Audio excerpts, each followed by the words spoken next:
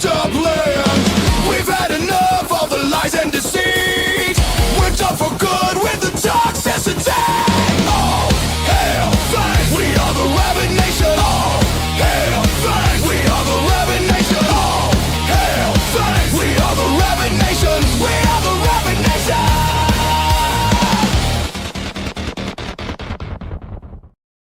All right, and a hearty welcome to all of you in the Rabyd Nation. Welcome one and all. I am your host, Ed Rabyd, a former pastor turned atheist, now a compassionate anti-theist. Welcome to my channel. Appreciate all of you being here tonight, here in the wonderful United States Eastern Standard Time. Thanks everybody for being here.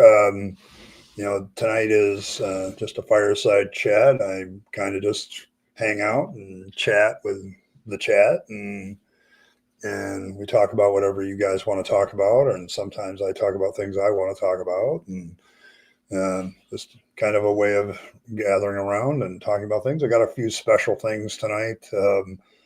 Earl has been diligent and posted a couple of clips on her channel. One of of asho being an asho, and saying the word that she doesn't like to hear. And then I also have a clip that she found from the day that the circumcised carrot was actually became lore.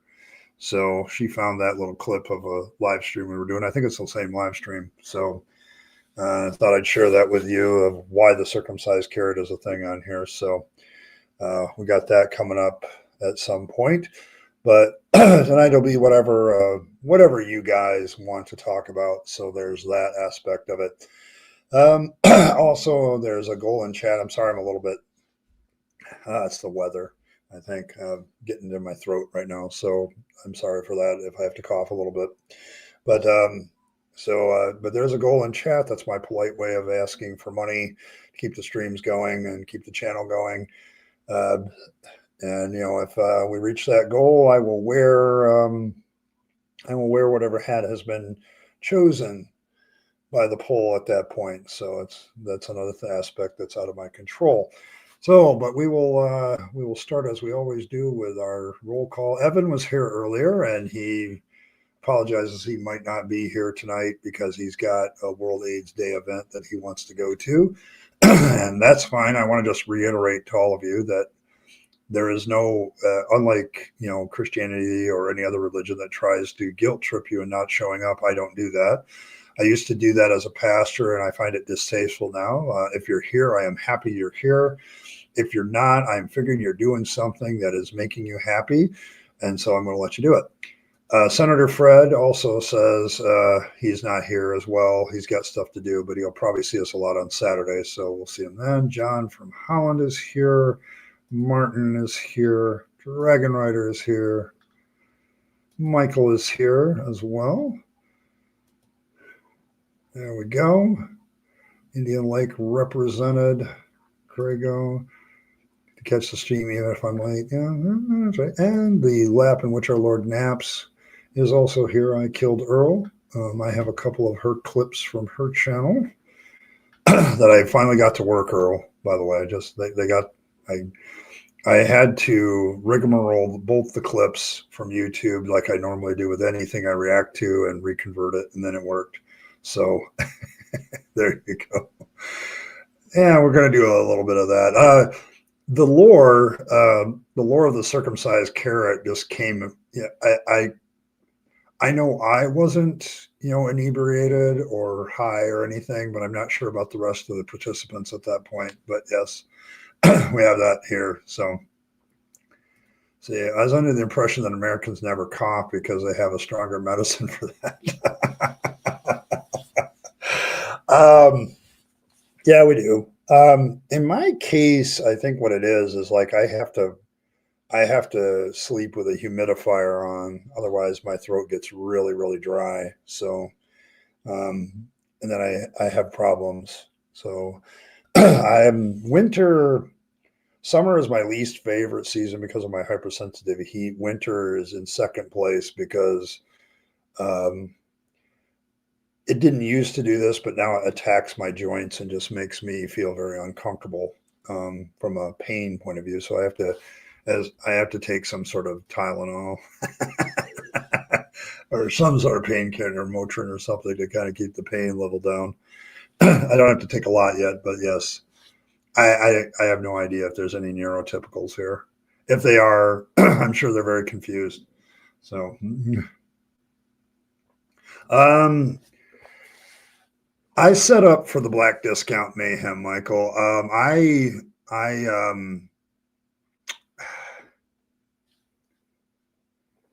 I would say I survived very well.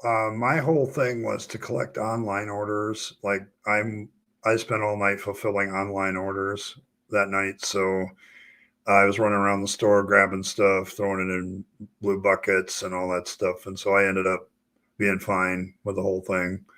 So by the end of the night, though, at 6 o'clock, we're all supposed, because the door is open, because Walmart isn't 24/7 anymore. I get asked all the time, are we ever going back to that? And I said, probably not. We didn't make enough money being open from 11 to 6 to justify being open. So, because you're spending more money and it's just easier to get stuff done. So, but yes, not too bad. And then I had the 2 days off afterwards, so I didn't have to deal with the actual whole event thing. And so I was there for about an hour, watched a bunch of people come in the store at 6 o'clock. It's not as big as it used to be. Like I've told people that, I says, my first Black Friday back in 1999, I literally watched a group of people, 4 people wide, come through the door for literally 20 minutes. Like this just stream of people coming into the store for 20 straight minutes. So, but that doesn't happen anymore. So I lost some of my Scandinavian roots. Well, I tell people there's 4 main patches dependent on my grandparents. Okay, my Scandinavian roots is from my biological grandfather on my dad's side, who I never met. If I met him, I don't remember it. But that's where the Scandinavian part comes from. And then his wife was all Bavarian German. So, and then my one grandmother is all Dutch, and then my other grandfather is all British Isles. So that's the Northern European mud I am. So, so there's that. Hey, Amanda, good to see you.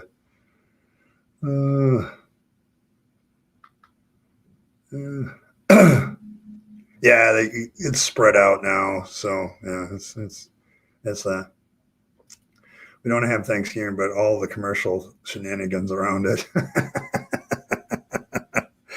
Yeah. See, Americana keeps trying to export itself. It really does, and I'm going.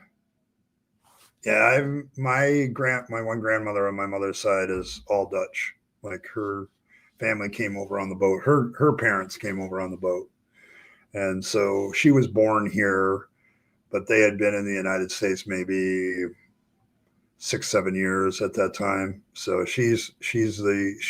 my grandmother was the absolute child of Dutch immigrants. So I'm using StreamYard pretty exclusively these days. I could OBS that as well, so I could show screenshots, but I don't want to do that yet. So, but I pretty much use StreamYard, and I pay for it because I get rid of all the watermarks and all that stuff. I know other people that do it cheaper and don't do that, but I am one of those people that doesn't like I have a watermark in my own, and it's down in the bottom corner, and it's unobtrusive because I hate watermarks. So, but I understand the value of putting them on there so that, like, if you're watching a stream or a video on my channel, the watermark's there, so you know it's coming from me. So, but yes, I still StreamYard. The only thing that's been frustrating is when they did the dual streaming thing, which I've rejected. So, it created a lot of confusion, I think. I guess it really depends. Like if you're a big streamer, I can see having dual streams so you have different crowds and stuff. But can't imagine that's anything but a pain in the ass to watch. So we won't call you a poodle. Okay. No, there's nothing there. Yeah, I'm a mongrel. I'm a wolfish mongrel, and I accept that.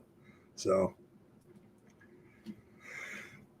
that's the other night how he managed Black Friday answered, I sell weapons. I appreciate the humor of that one. I do. I have my Black Friday stories from back in the day, like the late 90s and the early 2000s were kind of nuts for Walmart, and I was part of some of that. So, yeah, it's terrible. That's why I went back to this, and they fixed the problem with the goals and all that stuff. So I don't have to worry about that. If you want to see me on your phone, just turn your phone sideways. It's like there's this feature on your phone on most smartphones. If you turn them sideways, you can watch a video like everybody else. I don't know. Maybe I'm wrong about that. So I have hosted people in the past though. Like Earl has come in. It's something I rarely do, skeptic, because I'm as Earl and Asho will both tell you, Ed has a problem. Although Earl says that my superpower comes out then where I can take a hostile conversation and turn it into a productive one. I do have the ability to do that. It takes a lot of emotional strain out of me. Like there's something about direct confrontation that actually causes me to get more stressed out. And it's probably my autistic nature. I could host. I like the features of StreamYard. It's just every once in a while they do something annoying that adds something, and I'm like, nobody asked for this. So it's like, yeah. So it's like it's one of those things where I have hosted before. Like Earl's been on my streams before. Asho, I've gone to Asho and been over there. So, and we use StreamYard for that. Well, when I get on StreamYard, when I'm going to his channel, I can still use my StreamYard stuff, to access his. So it works out. But I'm big enough, I guess, and I'm making enough money. That's why the chat stuff and all that stuff, where I can afford to pay the monthly fee and be okay. So, yeah. Yes. A contemptuous jab of yeah, I don't know. Habermas has kind of disappeared, and I think probably somebody told him to stop talking, would be my guess. So I haven't seen him in a while. So yeah, it's like his last book is coming out in next year in the summer. And I think probably what the book publisher told him to do is stop talking. We'll release the last book. You can do your last fanfare and then disappear. Okay. Like, if that would be my guess, because the problem was not Martin, me and Apologia. I think later on it became Christians. Like, what are you doing, dude? So there you go. Yeah, you use your laptop because you like to see people. Yeah. Yes. Asho's superpower is starting dumpster fires. That's what he does. Yeah. Skeptic, you find what works for you. I'm happy to tell you, I'm pleased with StreamYard most of the time, except this recent dual streaming thing. I'm like, it's kind of weird and I don't like it. The only irritation I had is I couldn't like put goals in chat and, that sort of thing to make money. I don't always make money on a stream, but that's why I activate ads after I'm done. So if you're watching this later, you have to, you're missing out. So, but yes, hey, no problem.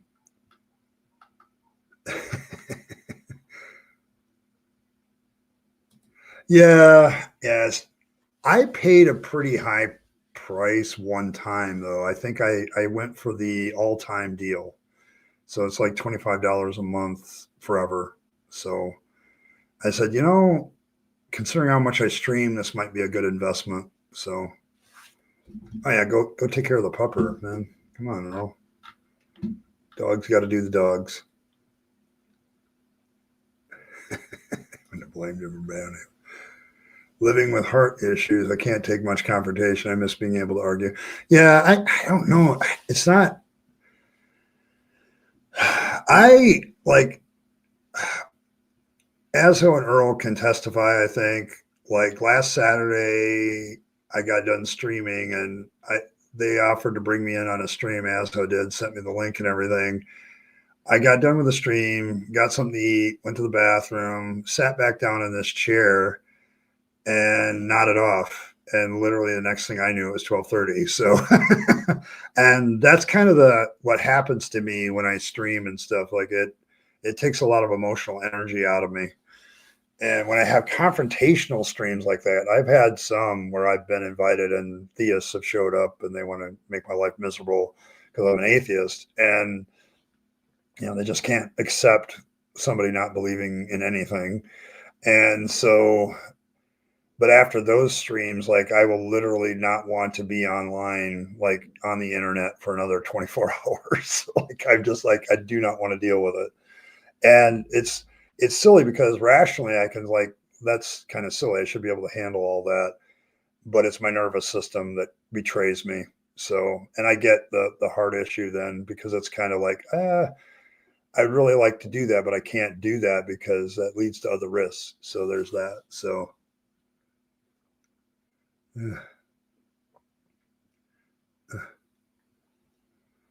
and say is take care of your arteries. Yes, very much so. It's a play on my last name, Ed Raby. I know I get that all the time. My name is Ed Raby, Raby, and it's been a long running family joke to be Rabyd for a long time. I've been the Rabyd theologian, I've been the Rabyd pastor, and now I'm the Rabyd atheist. But it's a play on my last name. Prophet of Zod probably paid me the biggest compliment back when he did a video based on something I had done. And he gave me a nod. He says, yeah, he's not really all that rabid. He's actually kind of chill. And it's just a play on my last name. So it's more about that. So, so there you go. Yeah, I haven't gotten my shots yet. That's probably it. But yes, a lot of people come here. They come here expecting me to be like down their throat and barking in their face. And I just don't do that. So it's more of a play on my last name. It gets people's attention pretty much. It's like I'm doing like all YouTubers do and playing the game, getting noticed, that sort of thing.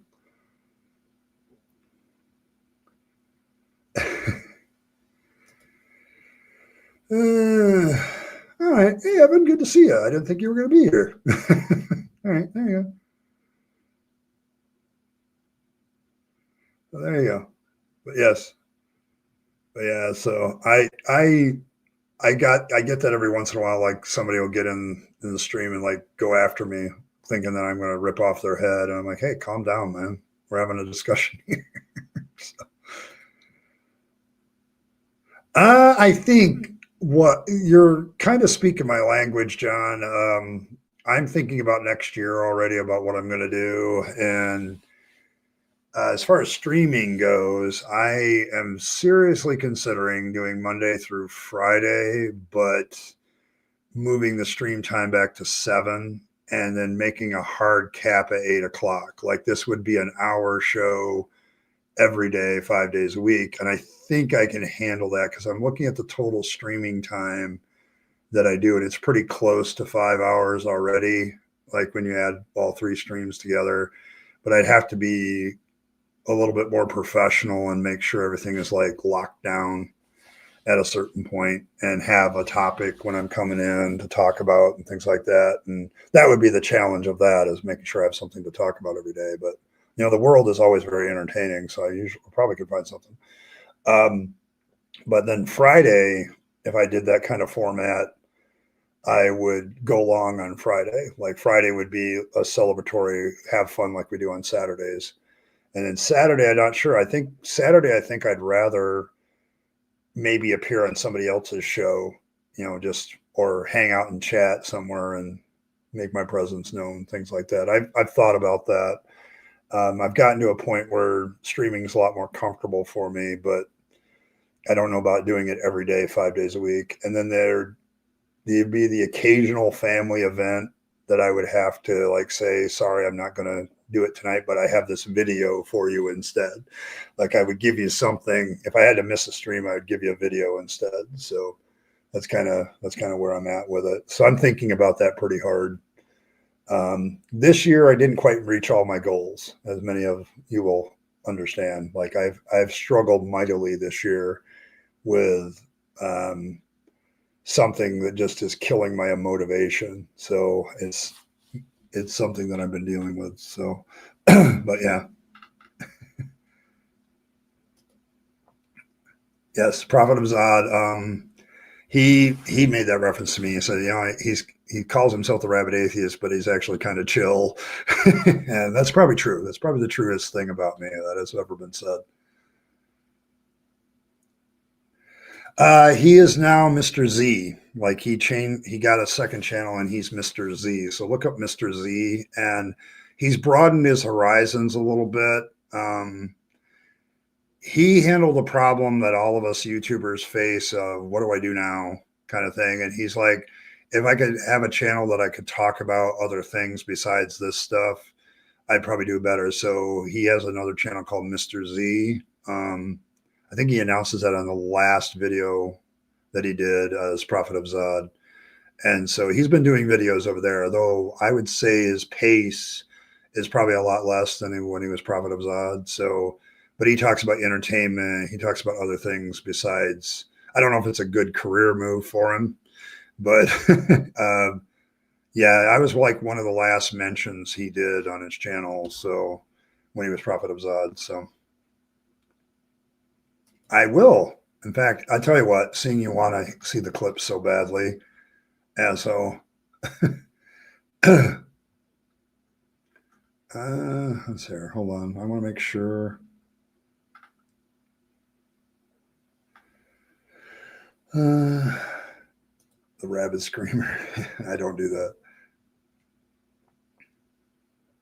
Yeah, I will pick up one of those open invites one of these days. Yeah, he would help me deconstruct too, because he deconstructed. Blossom, good to see you, Blossom. That might sound just like a one, but also legitimate. If God fine-tuned everything, what's the extreme cold with uncomfortable? Yeah, it's probably an original sin thing. All right, some clips. I couldn't get to work because I'm technically challenged, but also StreamYard was being a little bit difficult with these clips. So I'm gonna kill the volume on this and then added to the stage, pause it. This particular clip here, let me get my earphones on so I can hear it. This is a clip from one of Asho's live streams, and this is where the doctrine of the circumcised carrot for fangs was born. It's a discussion. It's like I don't know, a minute and something on. You can go over to I Killed Earl and watch the original that she posted, but I finally got it to work that way. So here, let's get the volume back up, turn it back to the beginning. And this is where the doctrine of the circumcised carrot was born. This is live. This is the question I asked the rabbi. I said, so what do they do for people that, fall on Saturday? He said they do circumcisions on Saturdays, because it's more important than keeping the Sabbath. So to me, the Sabbath keepers today are just nuts. Do they still, circumcise, or do they not circumcise? It's oh weird. My goodness. Yeah. I'm surprised the story of Jesus doesn't use that example. Right. That would be hilarious. Yeah. If they did. Maybe Fangs could use it. I don't know what the equivalent would be. Yeah. Oh God. Yes. In order to be a true holy carrot, we have to circumcise the carrot. There we go. just made up doctrine on the spot. There we go. I feel more Christian every day. Sorry, Maude. Do you remember Robin Hood Men in Tights? Yes. You need the tip. Yeah, just the tip. And that, my friends, is how the circumcised carrot became doctrine. It's how it works. I literally, Asshole inspired the idea, and I literally ran with it and made up theological doctrine on the spot. So that's Asshole's face. Yes, he has a good face. I don't know if I have a favorite atheist. I don't play that game, I guess. I honestly, I have a lot of favorite YouTubers, but not all of them are necessarily atheists. So yeah, he's not shy. He's not shy at all. But this is one of my favorite funny moments because we were talking about circumcision in relationship to the law and on his stream, and we were, and he had told about conversation he had with a rabbi. It's like, okay, what if the 8 days falls on the Sabbath? Well, we still do it. Like, but isn't that work? And so that was before the hat. Okay. Yes, but it's one of those moments where we were just joking around. I was like, that's a hell of a great idea. And this is why, for those of you who are members, this emoji exists.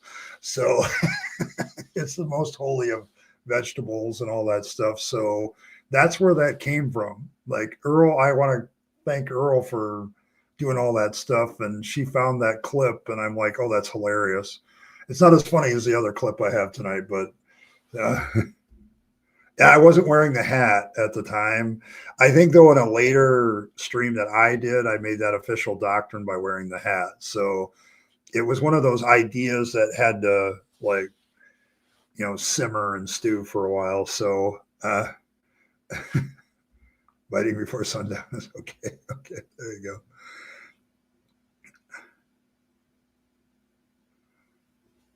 But yes, I don't. It was just one of those things that happened on the fly, and I think that's like one of the funniest moments that I've had, and it's still something that sits in my brain. But this emoji exists because of that moment. So yeah, it's post hoc rationalization. We do a lot of things post hoc. I mean, I'm just following Christian apologists here, Michael. I do what they do when it comes to Fangsology. It's why I told people that if you want to do proper apologetics for Fangsology, it has to be presuppositional. Like I get to presuppose Fangs' existence until you prove he doesn't. So, and they don't like it when you use their own arguments against them. That's why a lot of people don't like Fangs and Fangsology, because I basically just do what religious people do and do it. So you're opposed to carrot circumcision? Okay, that's fair. See, that's the other thing that I think infuriates people about Fangsology too, and the Church of the Fluffle of the Fangs. Because we have a schism about whether it should be the Church of Fangs or the Fluffle of Fangs. We have theological differences already. There's already denominations and heretical movements. And Fangs is down with all of that. Like he's an atheist deity, so he's down for the confusion. So yeah, lying for Fangs. Yeah. Yeah, I played it already. You want me to play it again? Because I think it's hilarious. I only played one of them. The other one that's more apropos to you, Earl, I haven't played yet.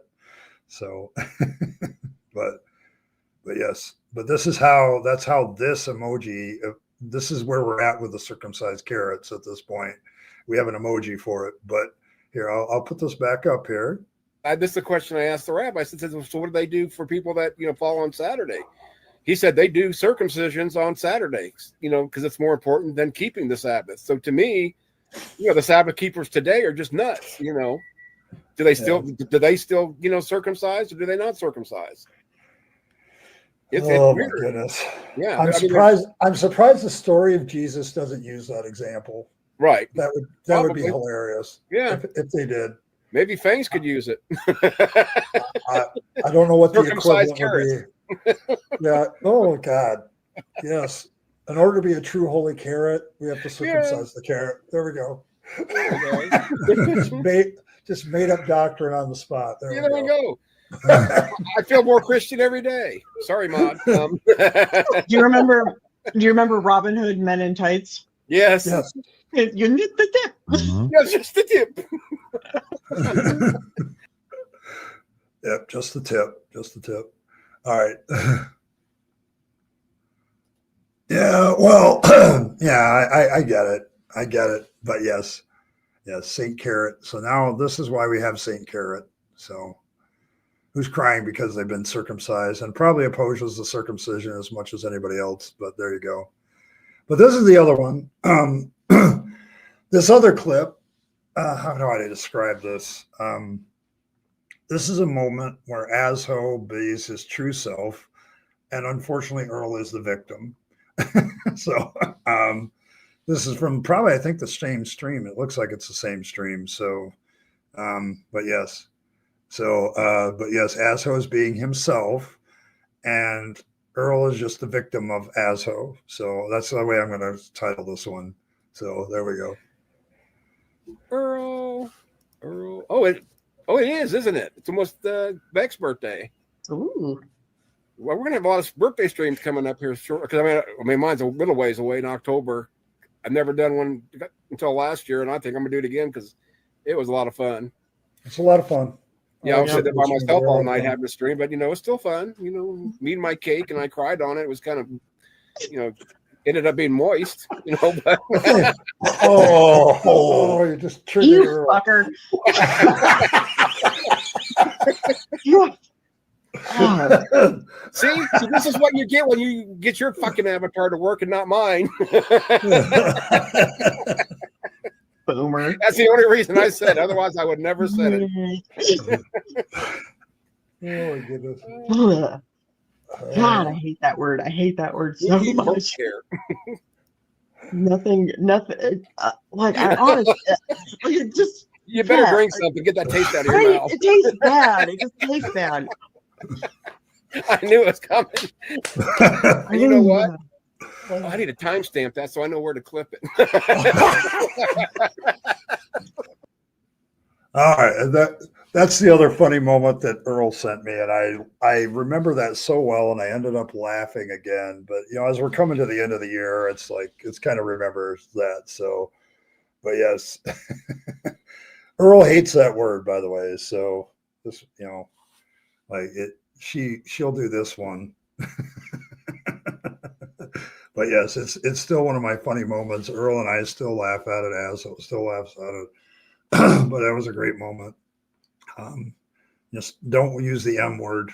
Like Earl hates the M word more than anything else. So, but yes, but I remember when Asho did that. Asho was simply being himself. So it's easy to. Okay, there you go. But yes, it was just one of those moments. So that's the funny moments that I was trying to get out on Saturday's stream and didn't quite make it. So, but yes, there we go. But yeah, I don't know. It was great. And out of that, of course, has come a lot of stuff since. So damn cake, yes. Instead of M cake, yes. Yeah, Earl has a very emotional reaction to that I find hilarious still. And I kind of knew it was coming because we had talked about it earlier. And yeah, but those are the great moments of streams. And so when people ask me about streaming, like I've had my great fun moments with it, like those. And I've also had the ones where the theist gets in me and into it and just, yes, most words. There you go. Yes, there you go. Okay, there you go. No choppy noises. Yeah, I get you. That's why it's funny because when I'm at lunch, I have my earphones in, and I used to wonder why that was. Why I was always listening to something else. It's because that way I don't have to hear other people eating. So it's so funny. Oh, okay, there we go. There we go. But out of that, a lot of stuff has happened since then. Now that I think about it, we've developed the icon. Okay, we've developed the circumcised carrot.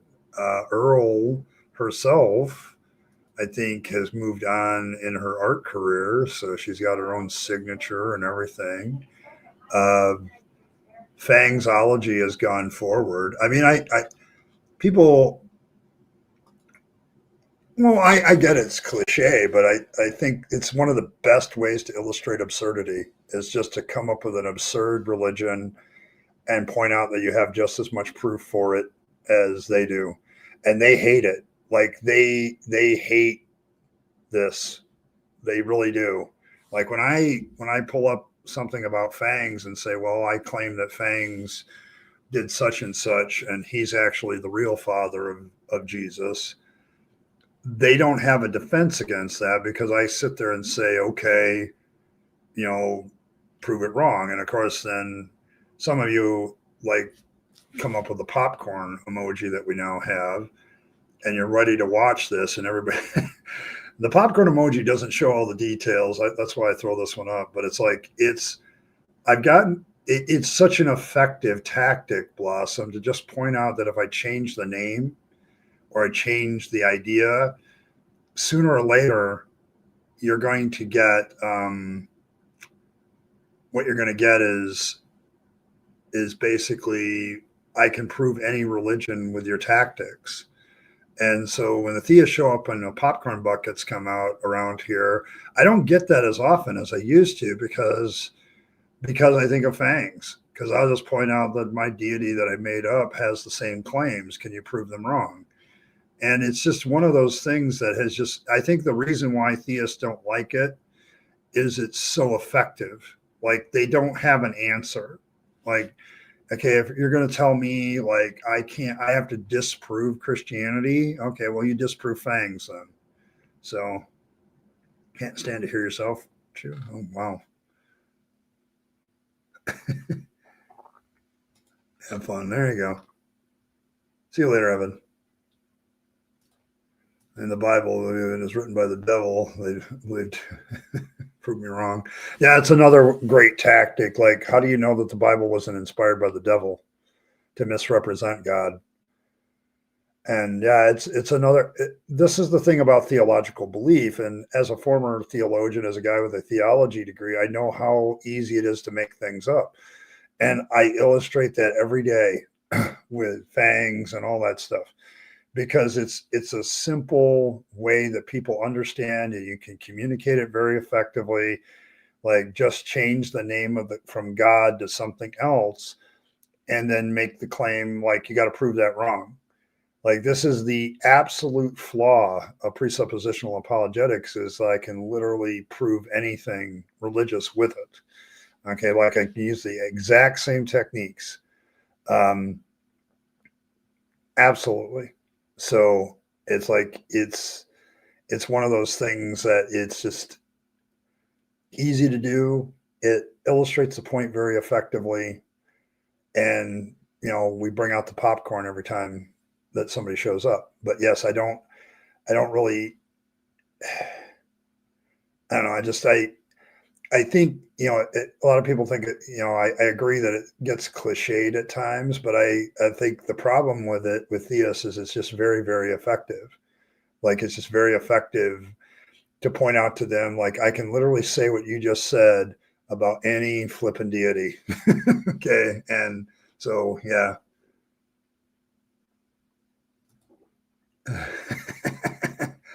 I don't know. She's a pretty tough bunny. I'm just saying it. A lot of tough bunnies, and she one of them. Yeah, I know. I get it. I know you're not doing that, but I can see why some theists might see it that way, though. Blossom, like they would make that. Well, it's just cliche. I don't care if it's cliche. It still makes a valid point.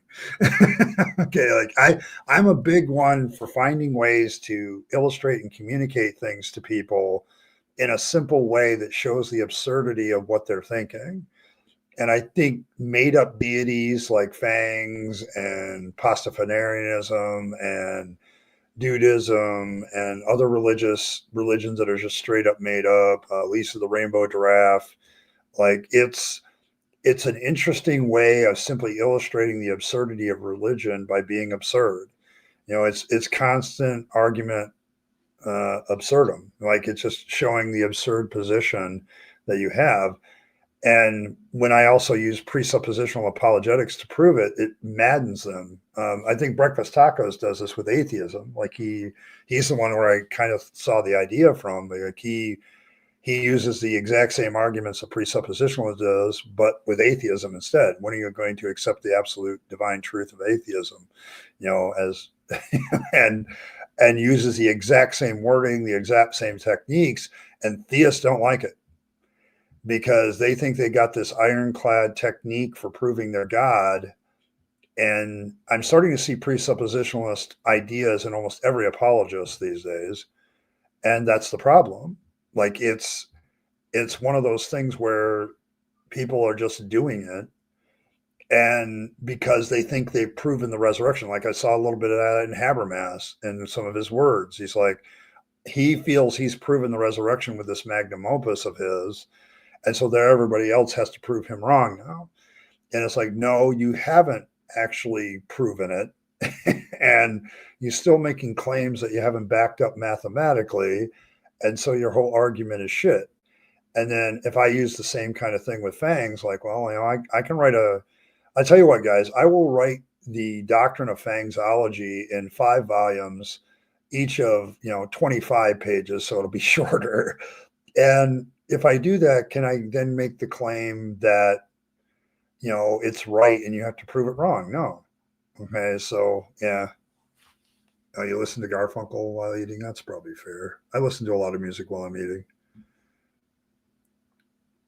Yeah, he always has to go deep. He's got to learn to not take us so seriously. You're listening to me while you're eating. Okay, that's fair. Yeah, it's great.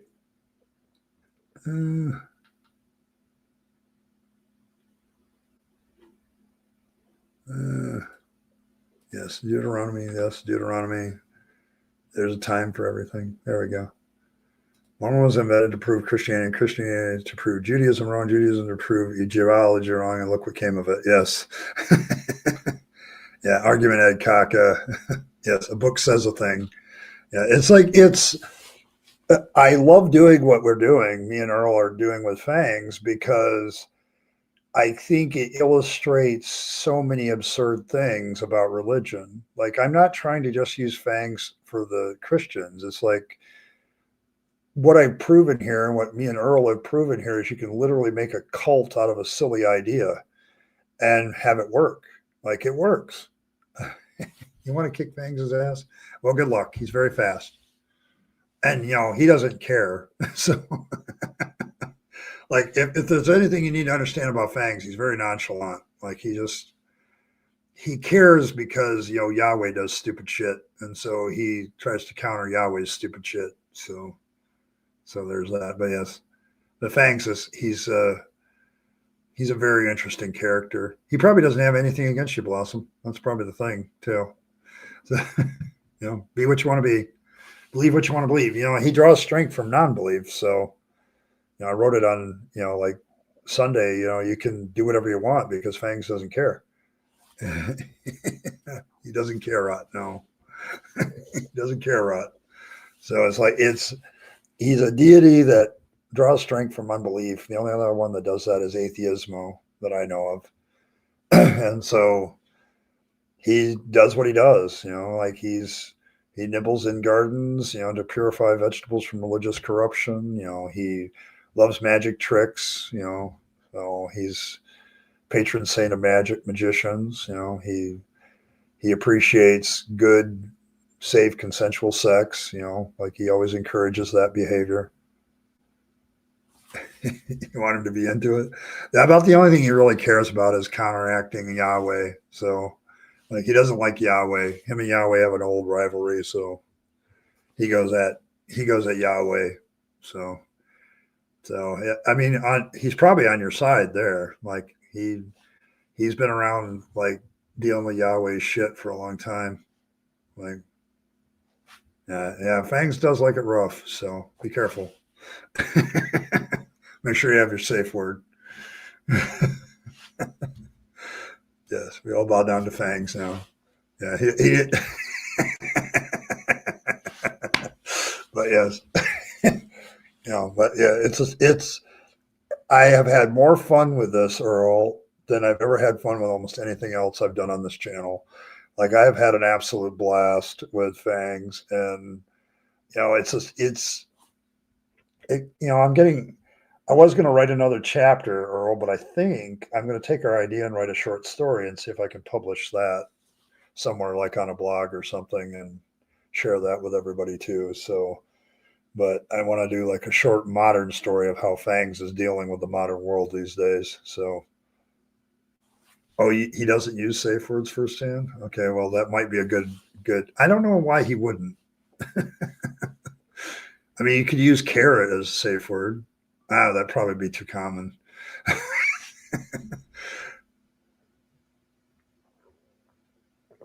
Boot in the butt isn't going to amount to much. Okay, yeah, that's probably true.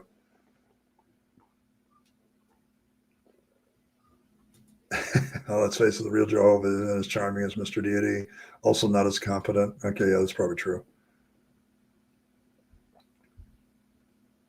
Oh, you want to own a Fangs church similar to Dark Matter? Okay, yeah, I don't know. Yeah, but Fangs and Yahweh have been going at it since they, came out of the party barn. So you don't want to you don't want to know what Fangs says with carrot. Oh, yeah. Yeah, I don't know. Fangs is like discreet, like, whatever you're into, he just keeps it on the down low though. So, he's a sneaky bunny. Like he's all about sneakiness. So, he sneaks into gardens,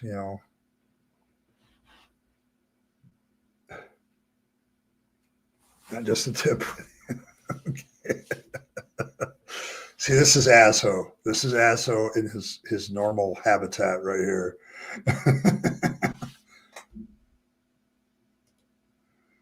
Crashes every time I try to upload my images, so I need to find it. Yeah, that's also another issue that I've been running into is like not all of these sites work with what I want to do.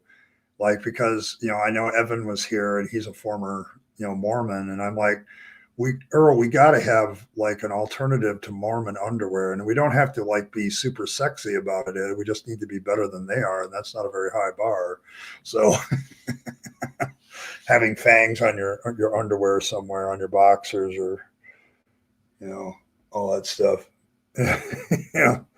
I don't know. Maybe the ladies would like Fangs on their bra somewhere. I think that might work. But it's like we got to do something better than the Mormon underwear. Fangs underwear can definitely do better than that. So, but yes, but yeah, fourth. Yeah, that's kind of what I ran into with Fourth Wall 2 Earl. Like it's like they have some of those options, but their site is just like hard to use. So you and I are having the same experiences with this merch thing, aren't we? I got to find a good merch site that also does underwear. So yes, a Fangs G-string. There you go. I'm just saying anything that's better than Mormon underwear, because I think I've shown the picture of Mormon underwear. I think Evan sent me one.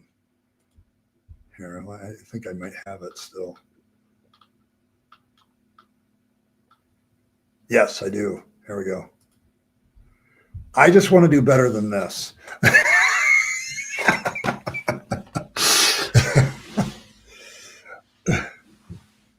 Oh, yeah. That's where, if you're looking where Prophet of Zod is, he's now Mr. Zod. That's the thing. So, but yes. But yes, I'm just saying that we can do better than this. That's all I'm saying. Like if you're going to have holy underwear, like holy as in blessed underwear, you should be able to do better than this. Yeah, good luck with that. Yeah, you wonder what Mormon's secret looks like. There's a lot of secrets still. Victoria's secret doesn't have very many secrets left, but Mormon's secret does. The one faith that won't kill people for talking shit about it is the only faith that is ever attacked. I don't know. What faith would that be? So, and where I can be watching a TV show around 10 nephews where no one cares about. There's a sex scene. Turn this off. Yes, I know. It's Blossom. That's bothered me for years. Like you see this in the video game industry with like an M for mature rating. I've always found this fascinating that these companies like get an M for mature rating because they have beheadings and everything else in their violence catalog. But the moment you show nipples on a woman, oh my God, the hue and cry. It's almost like they know teenage boys get a hold of this stuff, even though it's M for mature and they're not supposed to. So we can't have that. So you're going to go Mormon. So, yes.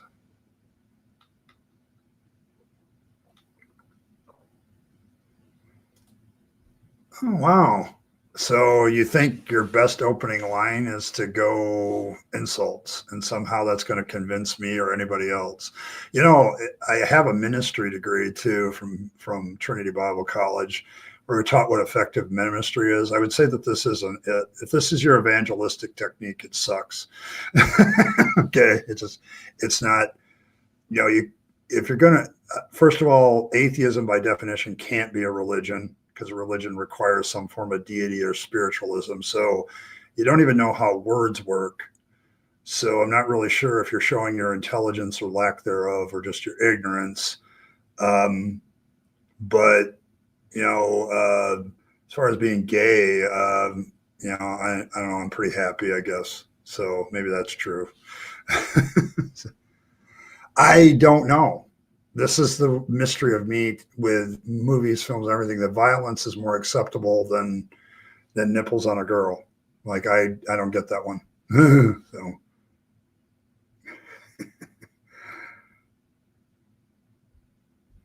yeah, there's a difference between nudity and yes, Trinity trolling. Okay, there we go.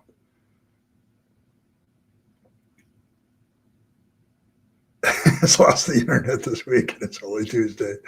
Oh my gosh. I'm just saying that if we do murk, we got to have underwear and we got to do better than this. That's all I'm saying. So. You're not gay for Jesus? Yeah, there are actually LGBTQ people that are also Christians. So, but I don't know what I don't know what this is. Like you know, like you guys have deleted it in chat. I still have it in StreamYard, but I don't. This statement doesn't make any sense to me. Like this is, you call it a religion. First of all, that's wrong. You demonstrate you don't know words and you don't know the definitions of words in such a statement, but I'm the one that's retarded. Okay, fair enough. I mean, I don't know how this is effective. Like, if I was analyzing such a statement, you know, like I have this real problem with Christians and how they do things as if they're going to be effective to reach any atheist. Like I try to help you apologists out all the time. Nobody listens to me, but it's like, you know, give me actual evidence. That might be good. How about this? Don't be a dick. Like, okay, you know, it's like to me, it's how do you expect to have a conversation? Like, yeah, okay, there you go. I'll let that one be. Yeah, it's probably his best shot. I mean, it's like and that's the sad thing is that's where Christianity apologetics is, that their best shot is to insult atheists. That's all they got. They can't provide evidence for their faith, so they just insult us, and that's kind of sad. It's more of a gay religion. Just ask the priest. Yeah.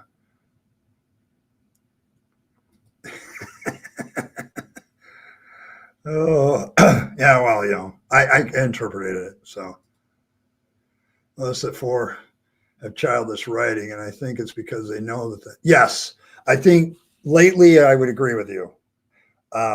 I think they know that teenage kids are getting it from 13 to 17, even though it's M for mature.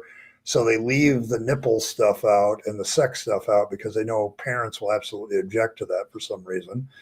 And they keep the violence in. And it's just really weird.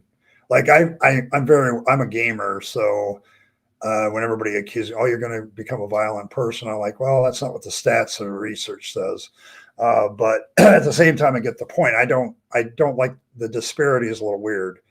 Like nudity and lovemaking bad. We don't want that in an M for mature game, but chopping off somebody's head or chopping them to pieces, that's okay. So, like, I don't know. But yes, yeah, it's like, you don't like nipples? I don't know what a nipple is. Well, yeah, Java's against singular evidence. Yeah, he's more about evidences. I haven't shared this image in a while. Why not? Pull it out of Paul's folder here. Here we go. You mean this guy? This guy who has his big book of evidences.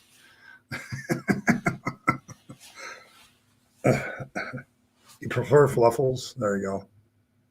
Oh, you don't like man nipples? Okay, I guess that's fair. All right. Yeah, see, I'm not well versed in a lot of terminology. Like moobs. You don't like moobs either? All right. Yeah, but there you go. Yeah, but you're right, Martin. There's no singular evidence for Habermas. It's evidences. I know some people find this image insulting. I think it's accurate. So I'm trolling Habermas because I think he deserves to be trolled. Like after a decade of telling me 90% of scholars agree with these minimal facts, and then still after more than a decade, not providing any mathematical data to prove that, but instead giving me his scholarly intuition. Yeah, I'm kind of done. So there's that. Yes, we do love your art. But this is one of my favorite pieces still. I have a lot of favorite pieces from Earl, but this one's so, there's so many things going on here if you look at it long enough. And it's just the saga. I think Earl just did on her blog, she just did The Saga Continues with this. So it was a great read, Earl, by the way. Hilarious. Some of the stuff that we've done over the last, month or two has been awesome. So do you think he'd appreciate it, Michael? Do you think he'd appreciate this as a print? Like if I did a print of this, could we? Yes, Chubunica. Yes. Here we go. Yeah, but if you want to read that, that was excellent work. Like, and all the art is in there too. So if you're a fan of Earl's art, she put all of her art in this on This Whole Saga Continues. So the more misadventures of Fangs. So there you go. Hey, Native. I know, just making fun of Habermas. It's kind of like my weekly thing.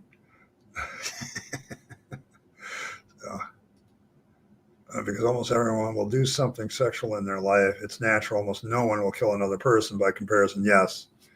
I don't know. Maybe that's the psychological reason, but I have never understood.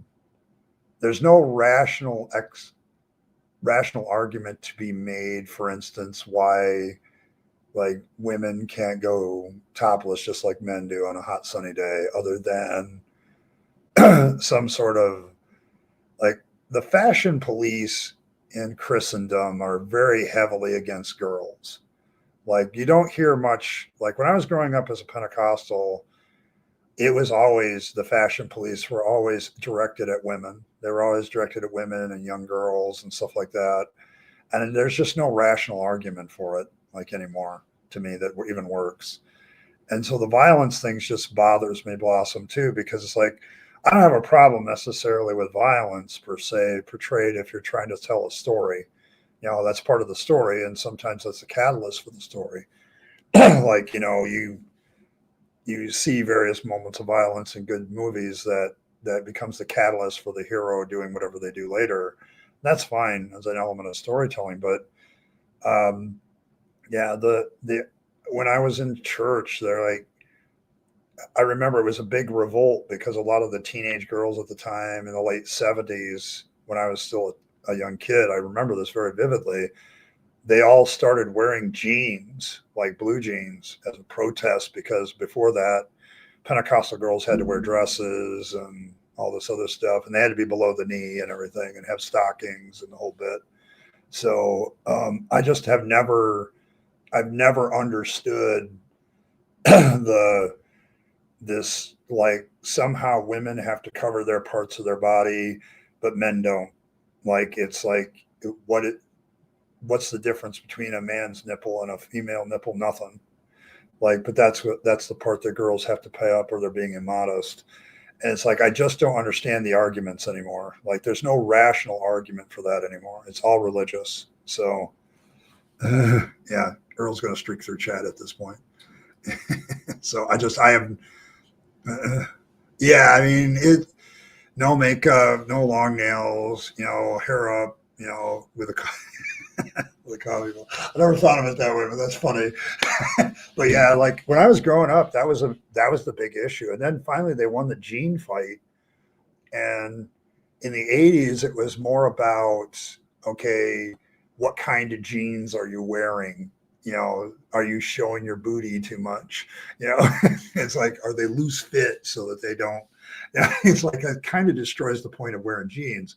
But yeah, like it was just one of those weird fights that, I look at the whole fashion police on women, and it's like, what is the point there?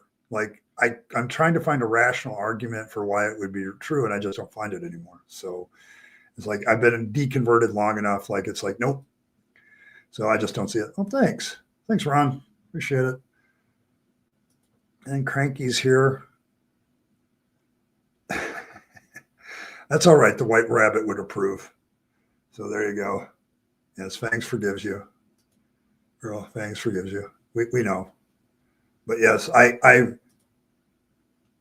yeah, well, yeah, but we're talking about two different areas of the body too.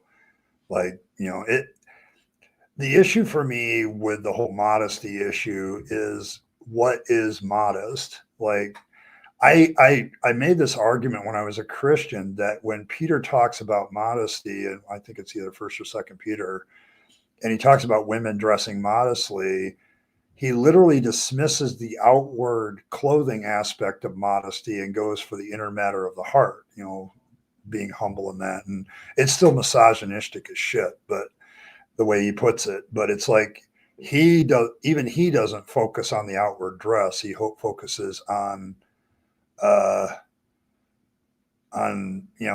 the inward matters of humility and all this other crap.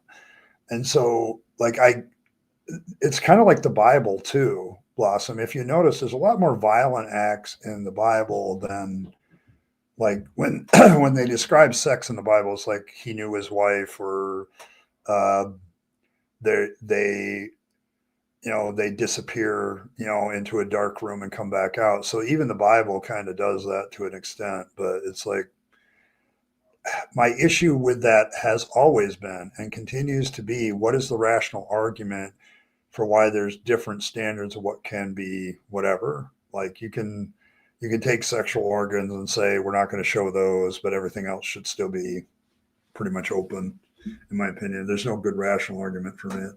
Like they used to make this argument, like when women started showing their calves, like back in the day, oh my God, the world has gone, you can see a woman's calves on her legs, and oh, she bared her arms. Oh no, she's showing cleavage. It's end of the social order. So, well, thanks. I think I've already gone into the fact that my Rabyd part is just a play on my last name, and I'm not. Prophet of Zod said I was pretty chill, so I'll take that. No.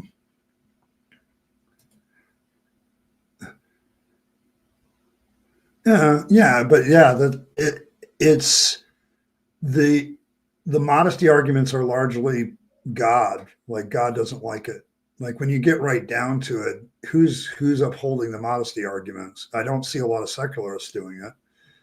It's religious people, and it's about a control mechanism. Like if you can tell women, okay, you have to cover up here, but a man doesn't. What is that? Like it seems like it's a little bit control. So, Yes, he took her. Yeah, there's another one. So yeah, they kind of keep the sex thing in the closet, to be fair, the Bible does, but it's pretty the implications, yes, are there. Like, so yeah, he's pretty graphic with Lot and his daughters. Yeah, there's definitely some women are seducers of their own fathers, and their own fathers get too drunk to know the difference. And yeah, it's pretty graphic there. So it's getting caught in the weeds. Oh, always women that need to cover up because men can't behave themselves. Yes, and that's the other thing that I used to. Yeah, I interpolated it as behave. So, but but that was the other thing. Like, I remember men making that argument in church, and then I'd walk over to the Sermon on the Mount, and everything in the Sermon on the Mount about lust doesn't say women need to cover up. It says you men, you people that have a lust problem need to get control of yourself to the point of cutting off your hands and poking out your eyes. It's like there's nothing in there about change society so women dress more modestly. It's take control of yourself.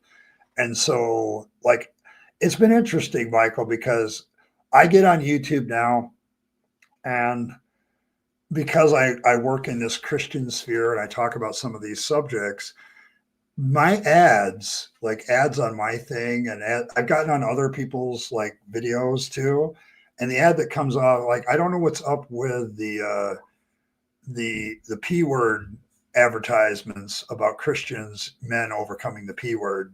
Like, it's a common ad for me, and a common ad on every atheist site that I see. It's amazing. And it's like, I when I look at that subject now, it's like I don't see as many problems with it as I used to. I look at the stats, I read the stuff, and the people that actually do have this big, P problem thing is Christians, because they're taught that this is improper. And it's like, to me, sexual desire is like as normal as the sun coming up in the morning anymore. Like, it's like, if you look at a woman with lust in your heart, I'm like, this is the most, I'm not trying to be rude, but everybody kind of looks at something and another person sees what they like and say, yeah, man, I like that. I'd like to get close to that, a little closer to that. I think most relationships actually start that way. So it's like, I don't understand it anymore, because when you look at it rationally, it just doesn't make any sense anymore. Like, so there's that. Yeah, Solomon's pretty graphic too. Although that picture of a woman, it's like, okay, I don't know what you're into, bro. Yeah, I know. I knew what you meant. Like, I knew what the word you were trying to use. We all do it. So, oh yeah, yeah, yeah. We got David with his, what is it? I think I counted 8 wives. It's maybe 6 wives, and 12 concubines. Like, he has the 10 concubines for sure. And I try to tell people, like, that's literally like him having extra girls just for sexual purposes. Like, if they get pregnant, oops, but that's not the intention. So yeah, it's good fiction. And Solomon decided that it was just his dish. Yes. Lamentations.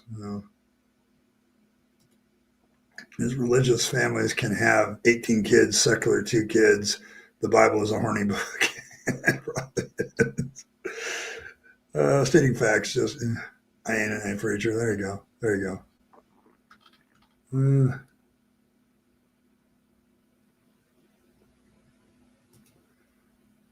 Yeah, well, I'm just not. When you read Song of Solomon, I'm like, dude, it's kind of weird. But I imagine that to people that were living at the time it was written, it made more sense. So, yeah, that's the issue, is the attractiveness. But the idea, like, if you study the science of attraction, checking somebody out as far as their looks is so common in everybody. Like, it is like, to get mad that somebody checks you out is like getting mad that they walked by you. It's like, it's such a common human behavior. And yeah, so it's just what they do with it afterwards. Like, you got to be careful about your behavior. And I can quote, yeah, Harry Potter's pretty good fiction too. So good stuff.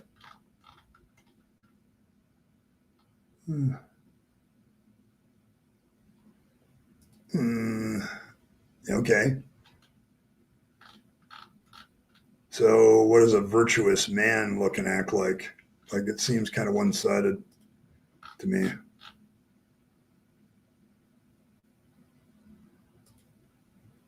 Well, it's not really a big bang, but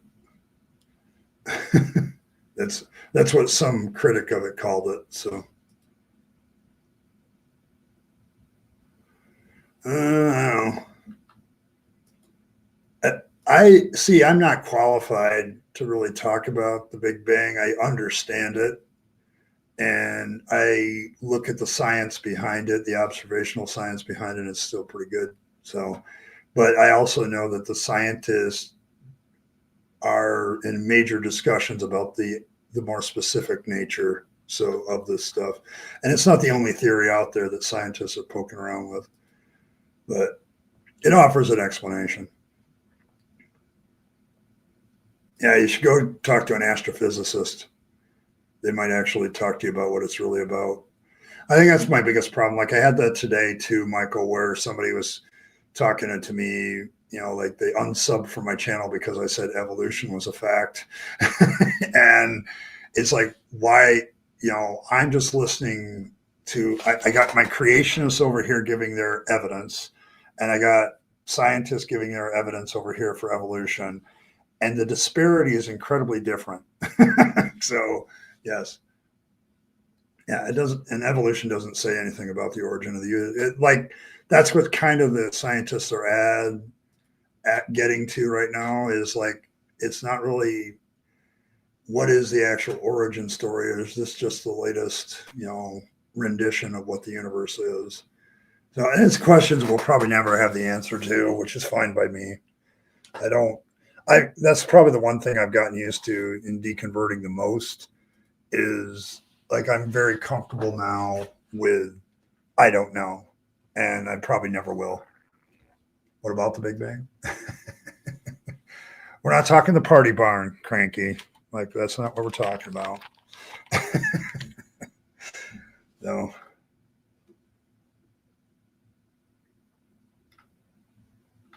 No, but yes, like, the whole point with the Big Bang, though, is to say there are alternatives to God did it. Okay, like, and I think if you're going to say God did it, you should prove that. That's a pretty momentous claim. So yeah, I mean, statistics, probability are fun. I think a lot of times people get into that, and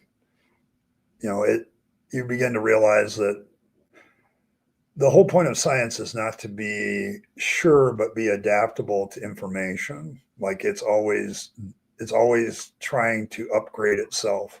Like, it's not necessarily the Big Bang's wrong. It's like, more, as we look at the specifics of it, we also may have to conclude that our human monkey brains may not have the capacity to understand certain things. Like, we're just not there, and that's fine. I'm fine with that too. The one thing I am still waiting for, though, is proof of a God, and any of them. Like, there's 4,000 of them, and I've added my own fangs into this, and I'm still waiting for proof. But I think there's more proof for fangs' existence than any of the rest of them. So, yeah, it's really designed to eliminate error, and that's kind of the same thing with, like, logic too. Logic is more about finding erroneous reasoning than true reasoning. Like, it's trying to eliminate why, like, okay, you made this argument, this is why it's wrong, kind of thing. So, but yeah, it's more about that. And I think it's the whole idea of falsifiability that sells me more on science than anything else, because they deliberately set up their own criteria for falsifiability, which is something no religion ever does. Like, it's like, how do you falsify certain things in religion. They never do that. They just make the claim and then drop it like it's the truth and never bother to, well, what would falsify this claim? And then if you can't falsify it, then you've got something more solid, but they don't seem to understand that. So.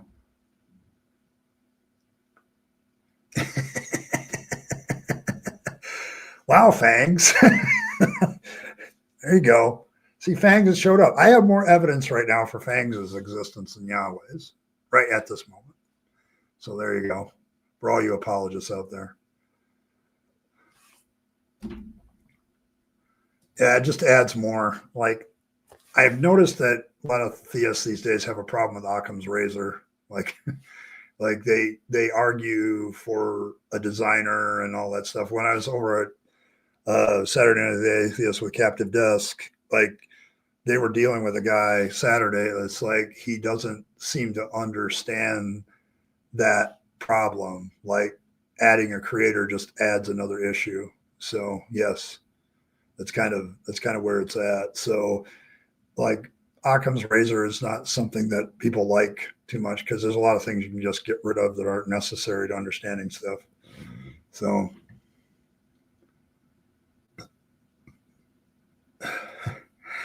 it won't greet you when you come back home. All right, that's fair. You saw 500 people saw Fangs resurrect. Okay. Seeing that it's the same claim that they make about Jesus and Christianity, can we say that that's equally valid? See, this is why I keep doing Fangs, because it just illustrates stuff. So, yeah, I've never considered science cute either. Although I do like some of the wonderful things that it comes up with, and it just adds to my wonder of the universe. Like I still am in awe. Like I think I missed my calling. I think I would have been a much better engineer or scientist than I ever was a pastor. But it's like I don't know. Well, there's always holes in the story, and that's kind of my point. Like, okay, it's my point, William. It's when you look at mythology, if this is the kind of proof you're going to offer, you got to realize that somebody else can make the same offer. So, but yes, myths are cute. Yeah, you can get really cute mythology. Like we have a very cute mythology here. Like I've demonstrated this many, many times.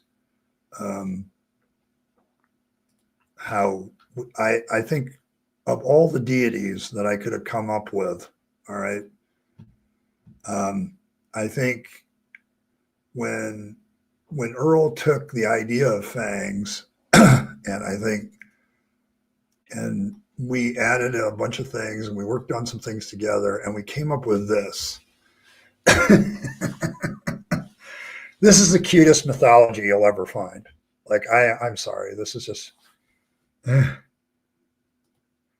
little beakers are cute. And the word petri dish. Yeah, petri dish is a cute word. Like it's a cute little word. There you go. But yeah, like I think we created the religion with the cutest atheist deity ever. So it's like, I don't know what else you do with that. The red eyes, the fangs, the floppy ears. What else are you going to do? Like, bunnies are cute. So, but that's kind of, I do this to illustrate absurdity. And, religion continues to make a certain amount of claims and back them up with nothing. Whereas I can go to science and they at least make an effort to try to back up stuff. And then when they find out something's wrong, they admit it. Okay. Which is a very different things. Mormons are cute. Mormonians are cute. Yes, they are too. Here, let's see. I know I've got Mormonians. Mormonians are my favorite. This is like one of my favorite pieces right here. Here, I'll make myself smaller so you can see it. Yeah, the Mormonians are cute too.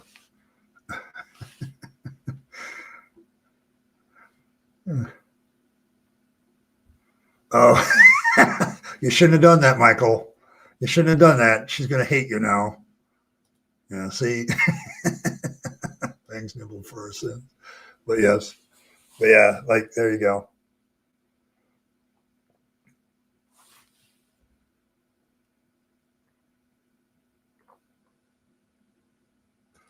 When I look at like, I flirted with paganism for a while, William. But the thing about paganism is there's certain elements to religion that are always the same. And one of those elements is you go with certain truths just because you don't have any other data to the contrary.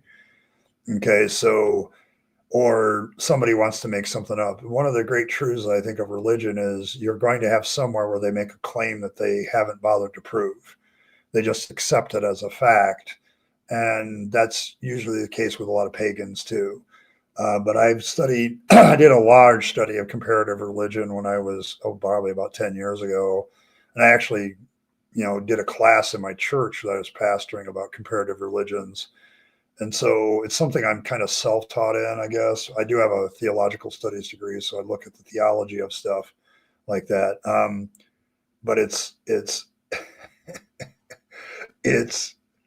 it's one of those things where you begin to see some similarities, and a lot of similarities of religion is there's always some sort of claim that if you look at it, okay, where are you getting that? Okay, where does that idea come from? Like, do you have proof of that? And so there is commonalities to religion, and because of the common root of human beings being human. So you guys are playing with disaster. I am so sorry, Fangs. You both find the word icky? Okay. But there you go. Like, you're going to have the wrath of Fangs on you. You're literally going to try to do a garden and not have anything because he's going to send all of his bunny minions to destroy it. So, but yes. Oh, you're cranky, cranky. I got to play it again now, Earl. I got to play it. So I'm gonna have to pull it up onto the stage. Earl. All right, I'm gonna restart it here. But this is Asho being an asshole and saying the word, and you are about to see Earl's reaction to said word. Earl. Oh, it is, isn't it? It's almost Beck's birthday. Ooh. Well, we're gonna have a lot of birthday streams coming up here short. Because I mean, mine's a little ways away in October. I've never done one until last year, and I think I'm gonna do it again because it was a lot of fun. It's a lot of fun. Yeah, I was sitting there by myself all night having a stream, but it's still fun. Eating my cake, and I cried on it. It was kind of, ended up being moist. But oh, you just triggered You Earl. fucker.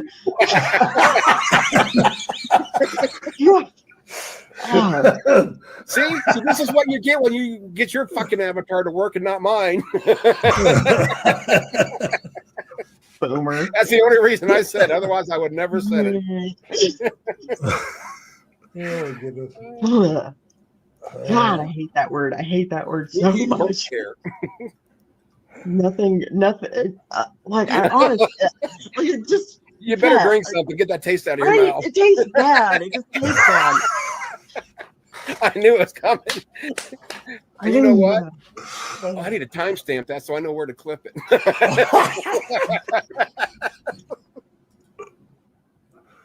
Oh my goodness. Yeah, but that's you killed.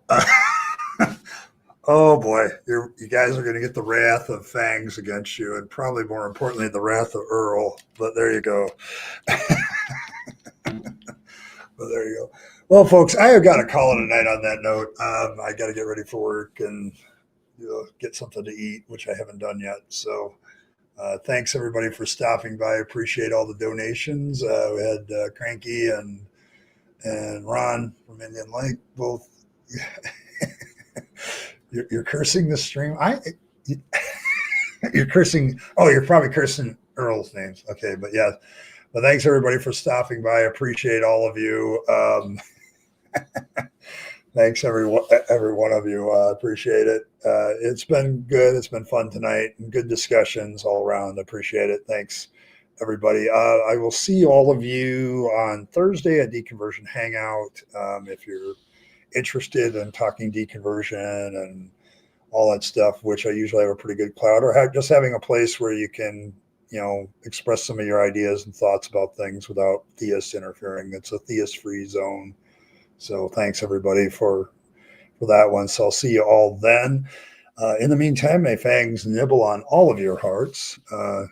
May he purify all of your vegetables from religious corruption. May he do all the things that he does. May he nibble on your hearts and draw closer to you. And purify your vegetables. If you have a stash of some sort, make sure you leave a circumcised carrot on top of it, because then Fangs will take the carrot and not your stash. This is established doctrine at this point. Turns into hoax. I don't know. There you go. You need to talk to the lap in which our Lord naps about creating a Fangs image that is Hulk-like. Maybe we need to make. I've already said that we need to do bunny foo. Like rabbits do kick each other, so we need to go to the store for carrots. There you go. But yes, I think what you need to do, Fangs, is inspire the lap in which our Lord naps to give you a Hulk Fangs. So I would love to show that, by the way.